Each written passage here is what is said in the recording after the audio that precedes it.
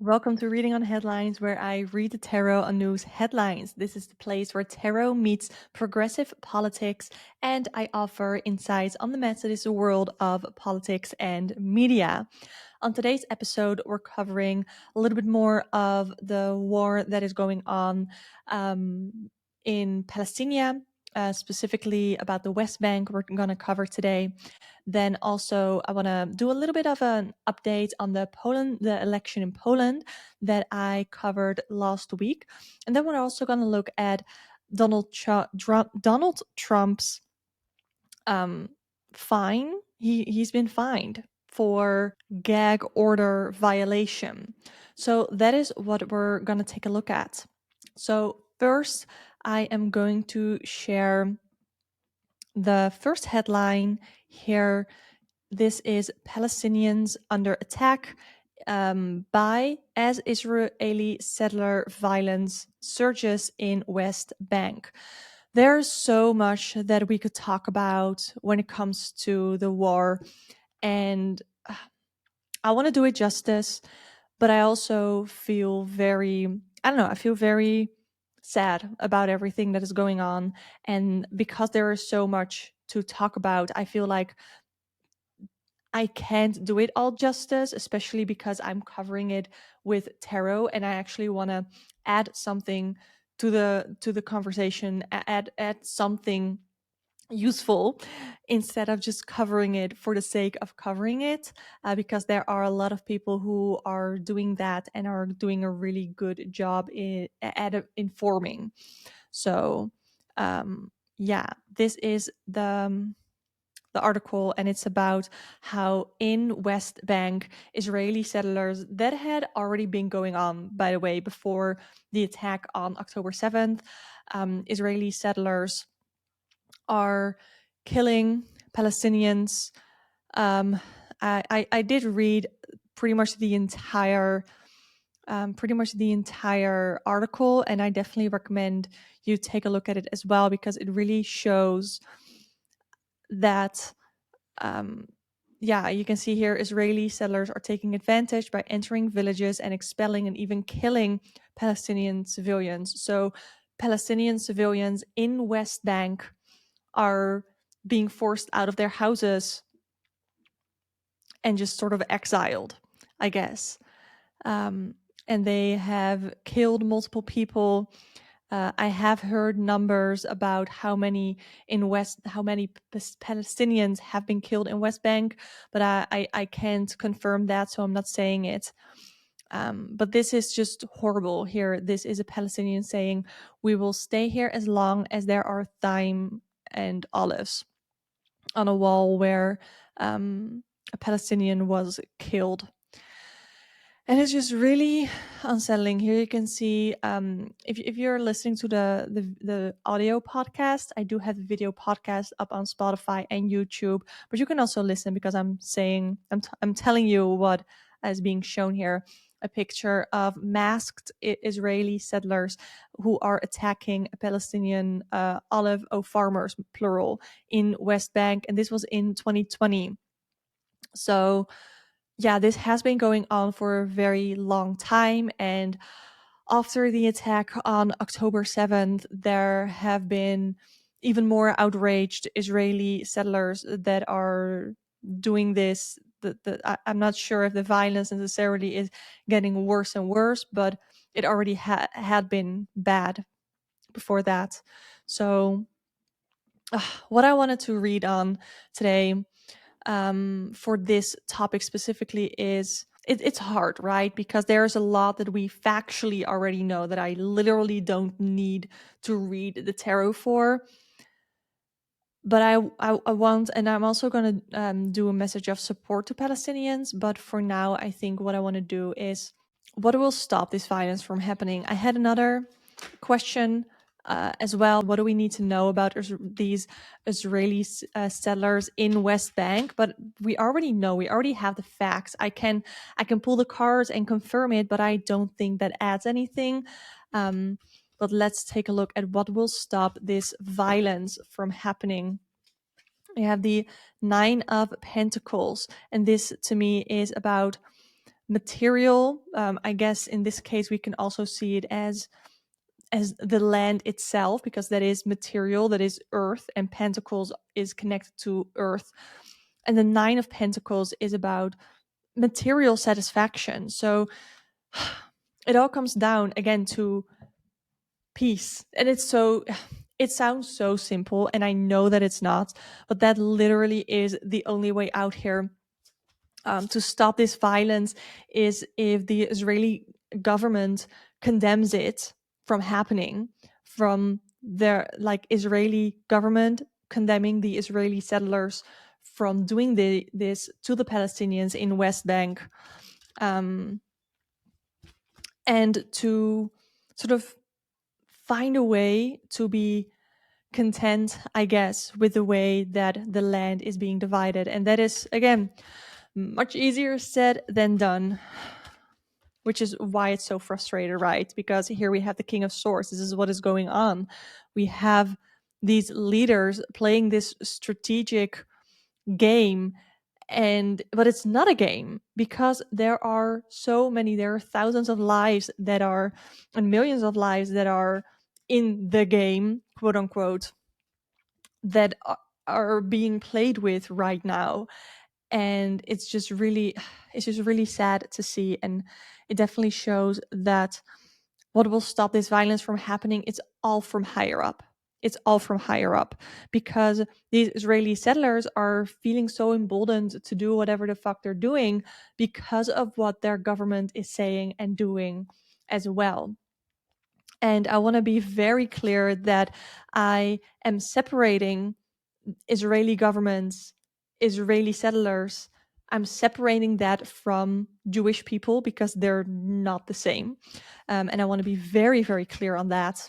Anything else that we need to know about these settlers? We have, again, Emperor. It's all from the upline, I guess. It's all from the leaders that are caring so much about power, but also the Emperor, I do think, is about power. But I'm feeling it in the shadow aspect here, where these Israeli settlers, in this case right now, they're angry about what happened on October 7th, but they already felt emboldened to exile Palestinians living in West Bank.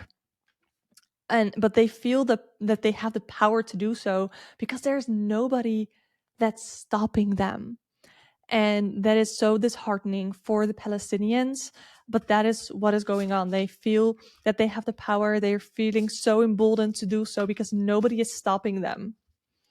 Now I want to focus on the Palestinians, and I want to get a message of support for them.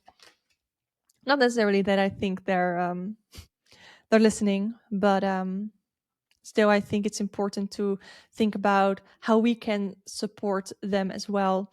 Here we have the card of Temperance, which I really love this specific card. I'm using the Anna K tarot deck, and this definitely feels like a very calm card. This is a card about balance, and we can see here that they are on the steps here that are leading up. So I'm almost feeling that right now they're out of the water, and with the water, I think, is that right now everybody is looking at Israel and the Gaza and everything, and the whole world pretty much is looking at what is going on right now, and that wasn't necessarily the case for years.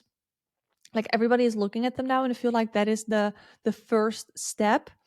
People are getting mad. People are protesting. We talked about this last week. People are protesting. People are on the streets advocating for demanding peace.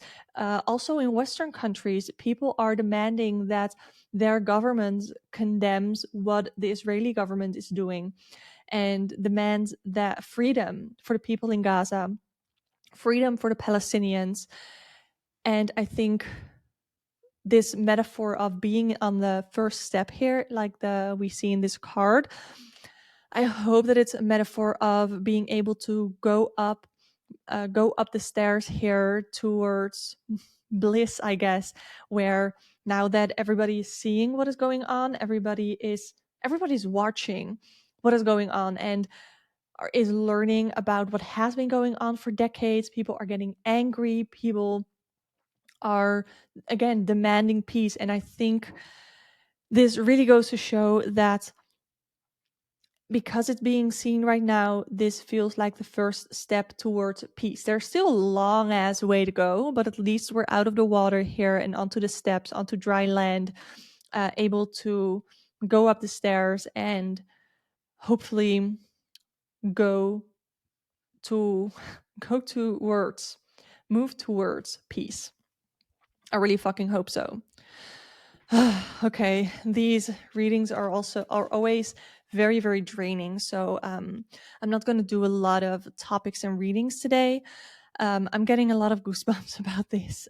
So before we move on to the next topic, I want to do a little bit of a plug, because we have an amazing community on Discord. If you're looking for a community of like-minded tarot enthusiasts, I invite you to join our free Discord server. We chat about tarot, witchcraft, politics, our hobbies, media, and more. And if you want to join, which again is free, you can click the link in the show notes. Now, I want to take a look with you guys at Poland because last week we talked about the election that Poland was having over the weekend, if I'm not mistaken. And I joked about the PIS, which stood for like law and justice or something like that, but I called it the PIS party, PIS, PIS. And people had been waiting for hours in line to vote. Like this guy, it was 1:33 a.m.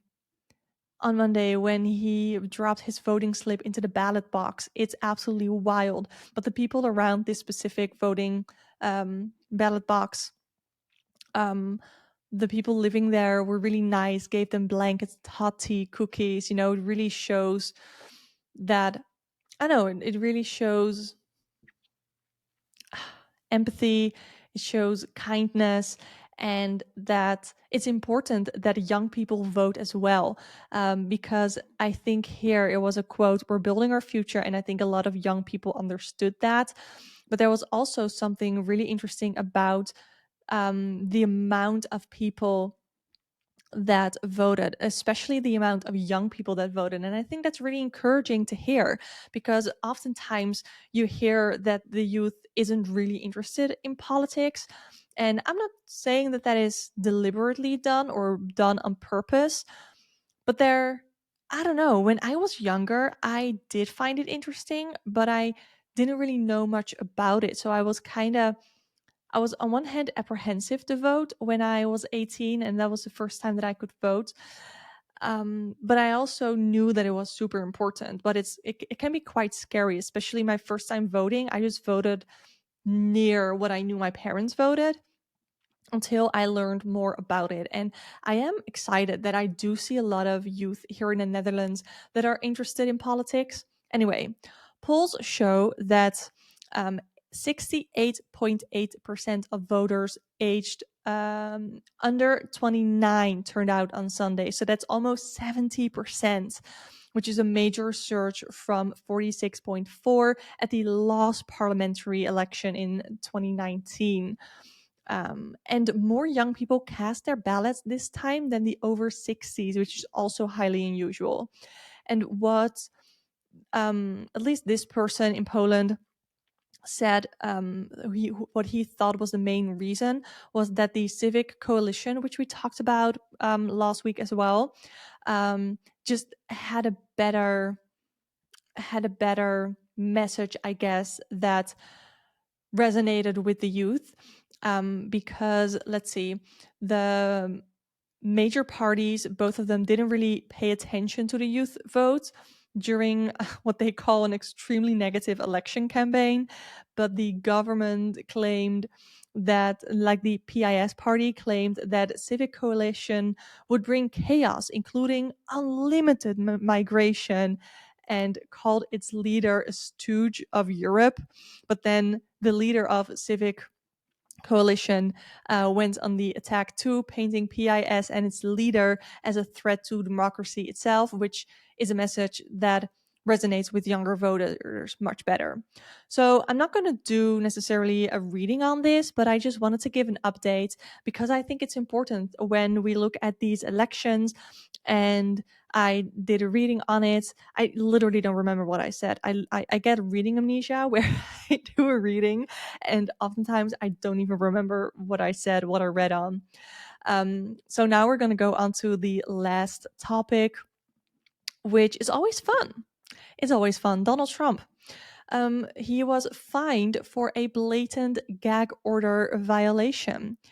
A New York judge has fined Donald Trump because, okay, what he did. He has his whole stupid Truth Social, which was supposed to be an alternative to Twitter, but now X is basically the same thing as Truth Social, pretty sure. Oh my God, what did he do? I saw it in a post. Mr. Trump shared a picture of the clerk, the judge's clerk, alongside Senate Democratic leader Chuck Schumer, claiming she was his girlfriend.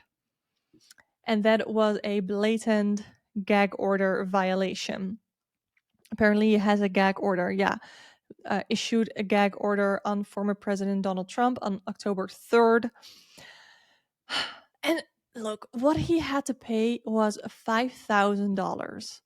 That is absolutely fucking ridiculous. Let's be real here. He carries that in his pocket as change. Like, ridiculous. Anyway, what I want to know is first, I want to take a look at what the fuck possessed Trump to post something like that. Like, what possesses Trump to post something like that? And this is not the first time that he's posted something stupid, something that is a lie, that is meant to hurt people, that is meant to put people in a bad light.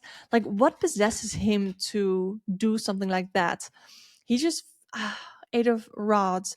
I feel like he just feels like he can do it. Like ever since he was in office, he has been on this high horse. He's been on this, I don't know, I guess high horse, and he just the like the image that I get with the eight of rods is the ball keeps rolling, like it's about momentum. And I think he still feels like he's such a hot shot that he can just do whatever. Because for his entire life, pretty much, he's just been able to do whatever. And not many consequences. And he's not really facing the fact that that is changing. Death is a very big metaphor for change, for transformation. And I don't think he's truly seeing that he is here. We have the emperor. He still sees himself as the emperor. He still sees himself as like the leader of, I don't know, the country, or just like a huge group of people, which I guess is technically true. But he just sees himself as this huge leader, as this hugely important person that cannot be touched. But he's not seeing yet that that is sort of changing, or that that doesn't matter when he's at a trial, or when there, like now that there are finally legal repercussions for what he's all doing. But he's just not really seeing that, also because I'm pretty sure he lives in like an echo chamber. We see the emperor sitting here in his chamber as well. And I just get this feeling that he is surrounded by all of these people who just regurgitate whatever the fuck Donald Trump is saying. They're also, I feel like, feeding him things to say, feeding him things to think. And he's just in this echo chamber. And he just has his, like, it's not a blindfold, but it's like the shutter things that he has on. And I do think that he's just oblivious. I really think he's not as smart as his following thinks he is, but that's probably also because his following is not that smart either. I also want to know how, because, like I said, he has previous posts on Truth Social that weren't great. And I want to know how his previous posts will impact his case about January 6th. We have the Empress interesting. So this could be about a woman coming forward, and we know that he has charges about sexual assault, probably even more. I literally I don't know all of the charges that Donald Trump is facing, but I know some of them have to do with that. There might be some misogynist messages on there. There might be some messages on there that are specifically about some people, about some women in his life that are going to come forward in his case. I don't know if it's necessarily going to be about the case about of January 6th, because I know that he posted some things. I don't know by head what it was, but he posted some things that emboldened, encouraged sort of people to do the whole storming of the Capitol thing. And I don't know if there's a woman gonna come forward with more evidence, or there's gonna be a woman, maybe a mothering figure, because that is something that we tend to see with the Empress, a mothering figure that is gonna come forward for about his January 6th case. We have the Knight of Rods, which is about adventure. Yeah, he lets loose. He doesn't think about it. He just goes, and he's sort of like a loose cannon almost. Like, there's a lot of doing and not a lot of thinking when it comes to Donald Trump. There's a lot of, I do think he's passionate. I do think he cares, but I just don't think he has the smarts about him to really understand what he's doing, or to really understand the impact that it has on the entire fucking country. I really think that he doesn't understand. And I do feel that there are previous posts of him on Truth Social that are gonna come back to bite him in the ass. Not just about the case of January 6th, but also his other cases that he has going on. I know he has cases of fraud going on. There's this whole thing, of course, where he had all of these classified documents in fucking Mar-a-Lago. And I think a lot of his posts are gonna come back to bite him in the ass. Yeah, I think that's gonna be it. Don't forget to join our Discord community by clicking the link in the show notes. Thank you so much for listening to Reading on Headlines, and let me know your thoughts on today's episode. You can do that on Instagram. You can DM me at Terror with Ruby, or reply to my post on it, or in Spotify under the Q&A section. But for now, stay sane, stay safe, and do some self-care today. Bye.